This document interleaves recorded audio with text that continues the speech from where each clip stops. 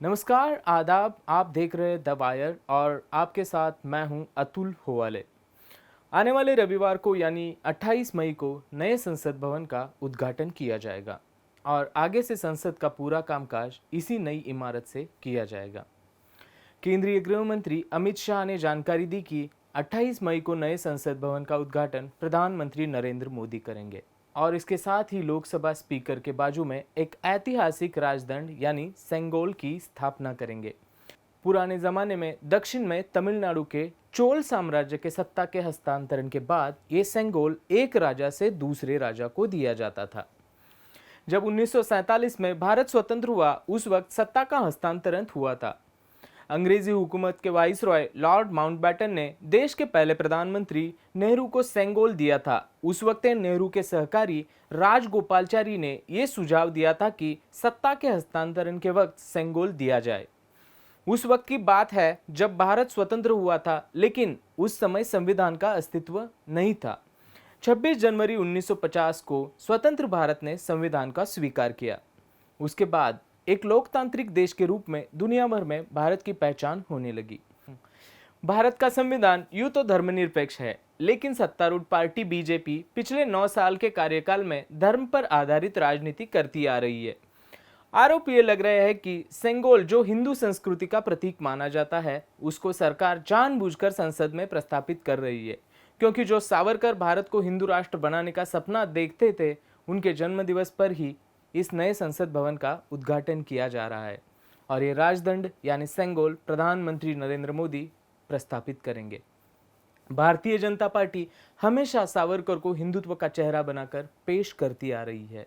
भारत एक लोकतांत्रिक देश है जिसे मदर ऑफ डेमोक्रेसी भी कहा जाता है, लेकिन पिछले 9 साल में देखा जाए तो बीजेपी ने इसे हिंदू राष्ट्र बनाने का खोखला प्रयास किया है।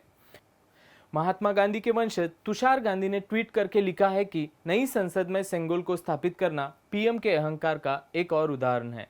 पंडित जी ने इसे प्राप्त किया और इसे तुरंत संग्रहालय में रख दिया था, क्योंकि संसदीय लोकतंत्र में इसका कोई महत्व नहीं है। वर्तमान प्रधानमंत्री ने अपनी नई संसद में इसे स्थापित कर लोकतंत्र का मजाक बनाया है। तुषार गांधी के साथ साथ कपिल सिब्बल, संजय राउत, असदुद्दीन ओवैसी ने भी नए संसद भवन और सेंगोल पर सरकार पर निशाना साधा है। इस मुद्दे पर हमने इतिहासकार अशोक पांडे से बात की। आइए देखते हैं। देखिए 1947 में जब देश आजाद हुआ, सबसे पहले हम मान लें कि जो प्रजम्पशन किया जा रहा है कि ये सत्ता हस्तांतरण का मामला था, ट्रांसफर ऑफ पावर का एक सिंबल बन के ये आया था, मान लेते हैं हम इस बात को। तो 1947 में रियल ट्रांसफर ऑफ पावर हुआ था। ब्रिटिश जो कॉलोनियल गवर्नमेंट थी वो गई थी, उसकी जगह पे अपनी गवर्नमेंट बनी थी। आज 2023 की जब हम बात करें या 28 कुछ इस तारीख को कल होना है ये, अगर हम उसकी बात करें तो ना तो कोई नई सत्ता आई है और ना ही कोई ट्रांसफर ऑफ पावर हो रहा है। अगर कांग्रेस और बीजेपी के बीच में भी ट्रांसफर ऑफ पावर होता तो चलो एक बार मान लिया जाता, बट मोदी जी तो कंटिन्यू कर रहे हैं। 2014 से लगातार सिर्फ एक नई संसद बनी है, तो there is no transfer of power. तो फिर एक ऐसा सिंबल जो ट्रांसफर ऑफ पावर का है, उसका क्या यूज है? पहली बात तो ये समझना है। दूसरी बात ये कि 1947 में जब ये दिया गया था नेहरू जी को, तो ये उनको तमिलनाडु की वो जो जगह थी, तंजौर से आए थे, वहां का एक सेक्ट था, वहां से वो लोग आए थे और ये दंड दिया था। और उस समय देश में एक नया जज्बा था, एक सारे लोग उत्साहित थे। अगर आप उस समय की हिस्ट्री पढ़ेंगे तो नेहरू से कितनी तरह के लोग मिलने आए, कोई गिफ्ट लेके आया, कोई कुछ और लेके आया। तो नेहरू ने उसको बहुत आदर और सम्मान के साथ एक्सेप्ट किया। जिस जो परंपराएं वो करना चाहते थे वो सारी परंपराएं उनको करने दी, एक्सेप्ट किया। उसके बाद उसको म्यूजियम में रख दिया, क्योंकि राजा नहीं बदल रहा था, हम एक डेमोक्रेसी बन रहे थे, हम एक लोकतंत्र बन रहे थे।